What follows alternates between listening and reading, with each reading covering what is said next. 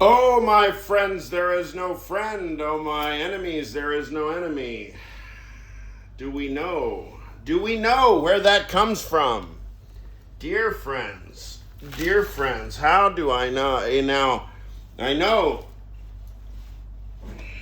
it is at the opening of Derrida's The Politics of Friendship. I know that. However,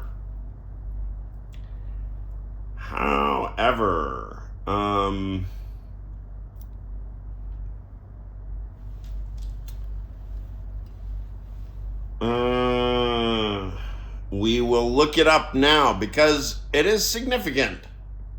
It's an interesting idea. Oh, my friends, there is no friend. Oh, my enemies, there is no enemy.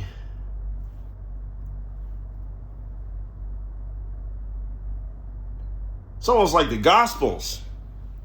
I don't know about the friend bit, but oh, my enemy, there is no enemy. I mean, for all the heavy weather that people like to make about loving your neighbor, we forget about loving your enemy, which is obviously the more profound teaching.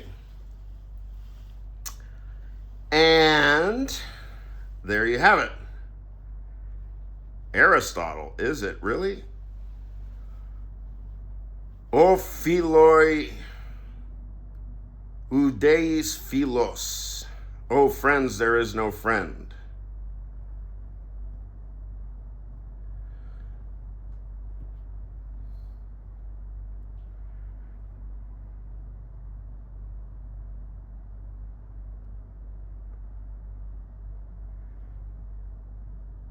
Okay, well, is it? Is it Aristotle? We don't know, probably. I mean, The Politics of Friendship. Aristotle, that's all the subject of that book, so it would make sense. It would indeed make sense.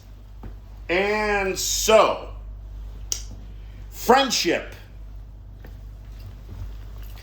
These days, I was speaking to a dear friend of mine, and now this individual is a profound connector. They have been running a publicity company for a number of decades in Los Angeles. And if I say that their favorite color is green, and you've been paying anything attention to LA culture, aka you live in Los Angeles and have cultural consciousness, then you know who I'm speaking about. So I got to talking to our dear friend just an hour ago, just now. And we got to talking about what is to be done. What is to be done? Chernyshevsky, 1863. No, not Chernyshevsky. Vladimir Lenin, 1902. We weren't talking about Lenin or Chernyshevsky. We were talking about what is to be done. Apropos, I don't know, collective action problems and mass mobilization and I don't know.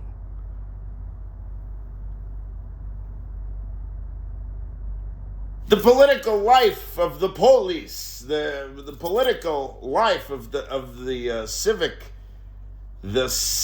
body, even though what's his name? It's not Vermeulen, it's the other one. Yarvin. Curtis Yarvin. So he says, And what liberals pay attention. This is a good for your frame of reference. Curtis Yarvin says anytime you hear a liberal use the term civic, you are to understand the concept deep state. Roughly. I mean, it was, I don't know which he chose to equate the idea, which entity, he chose for the identity statement, but it was roughly. In other words, for Yarvin, the word civic is like, it's a dog whistle. It's like a secret handshake or something. Okay. What is to be done? Apropos the civic discourse. Now, my friend has, and we were talking about it, and I make not compliments, but analytical statements about the robustness and the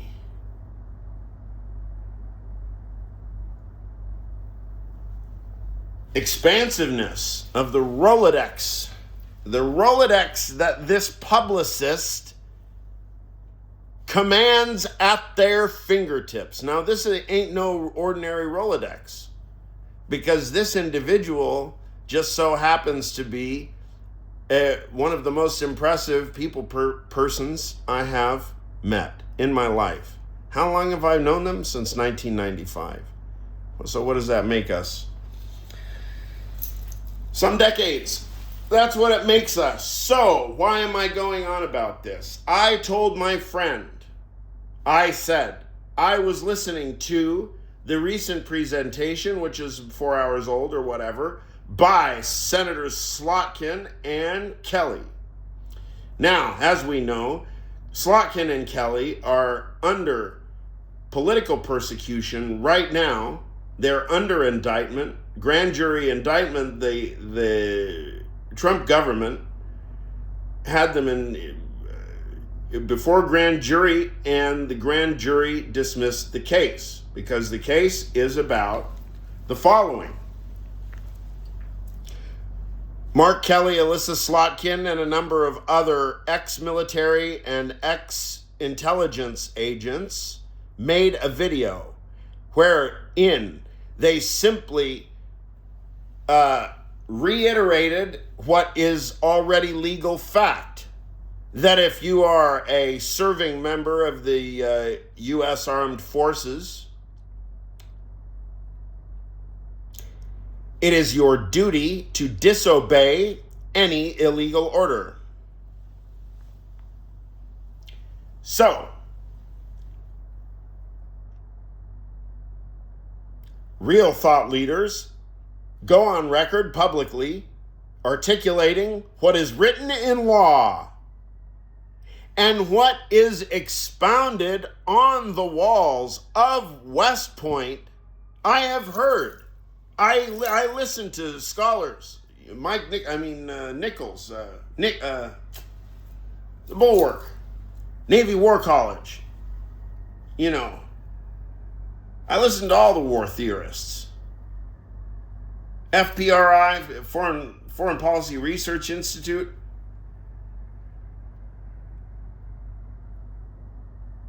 How's this one? Margaret Macmillan, maybe certainly one of the preeminent scholars of World War I, Canadian.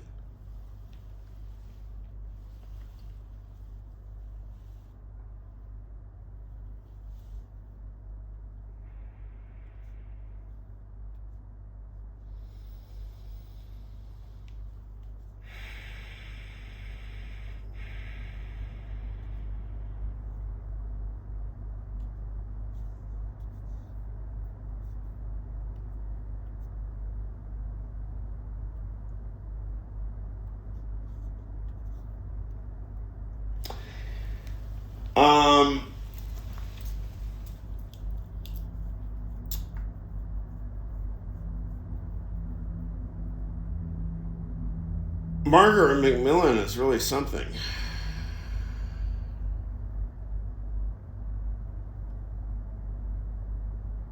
Excellent, detailed lectures on World War I. I mean, that's a real scholar.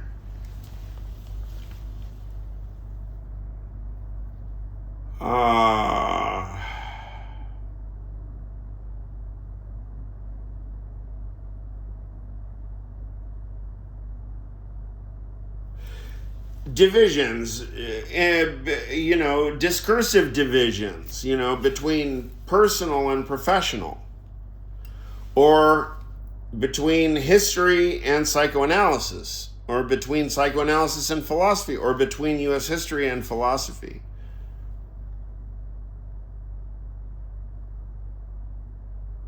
Or how about the discourse of United States techno and electronic music? How's that for a discourse? It's an American discourse.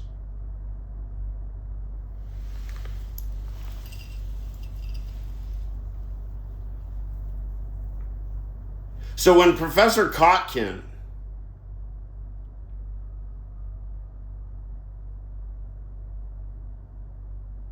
speaks at quite a contrast to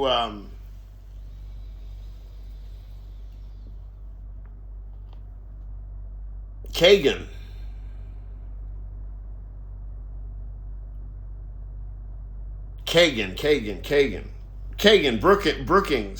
Brookings Kagan. The famous Kagan. Quite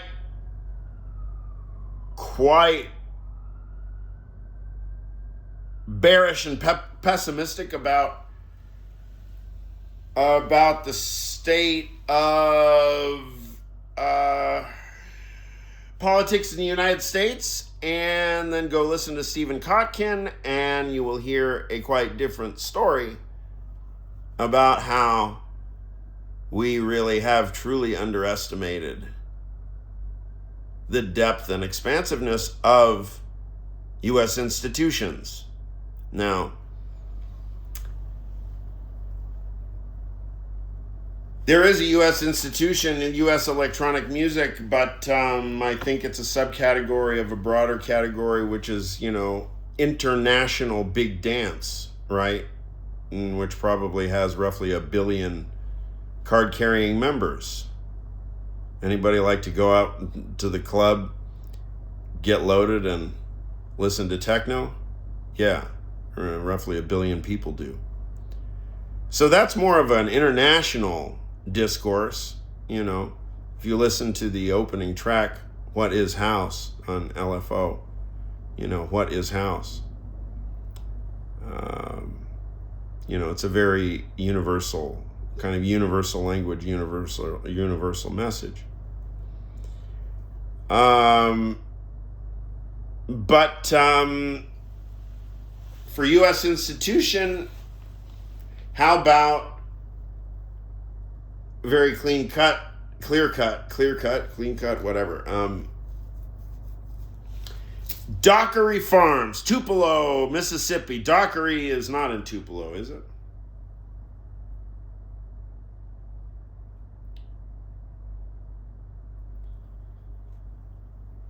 Charlie Patton's son house, Robert Johnson et al. Barbecue Bob, Washboard Sam, Blind Willie McTell,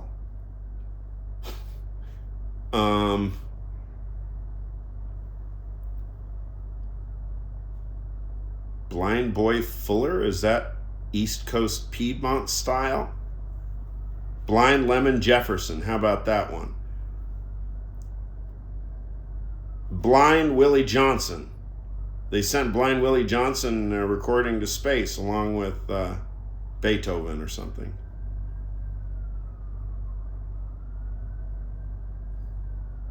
I wonder what non-Western music they sent. I think that they sent a bunch of non-Western stuff, but we only get the story about the gold record and shit like that, about them sending Blind Willie Johnson.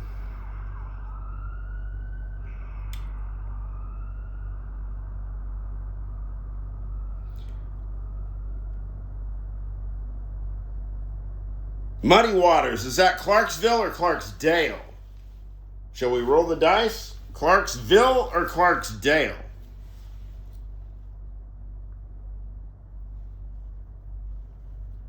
Muddy Waters. Clarksville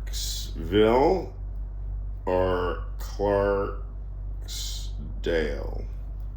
Okay, that's a very American question.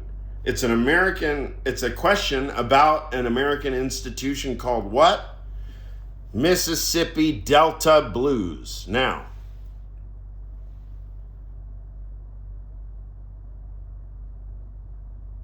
Clarksdale. Oh.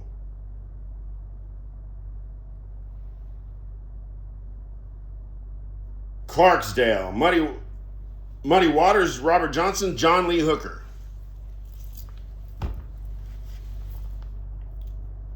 And the U.S. Constitution. What is an American institution? What is a political institution?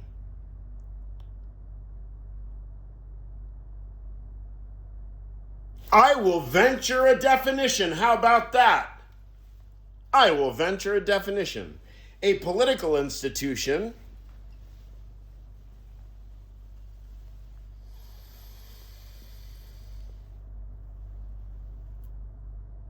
is a set of individuals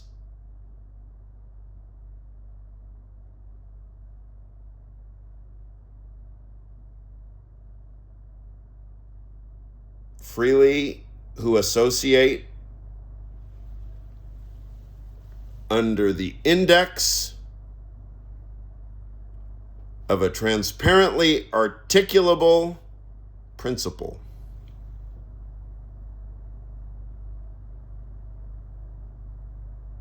Wow, not bad. If I don't say so myself. So, political institutions are not only organizations such as religious organizations or, the ASPCA. Each and every intellectual laborer is its own, each their own political institution. We'll call it like a nano institution or an idiomatic nano institution. Idiomatic nano institution of the self. The idiomatic nano institution of the civic self, freely associating with other such individuals. How's that for a political institution? The model is Mississippi Delta Blues. How many acolytes and aficionados of the U.S. Constitution and Mississippi Delta Blues own several 178 records recorded by the aforementioned names? I will tell you, many. Now, how many institutions, how many political institutions exist in the United States? I will tell you, many.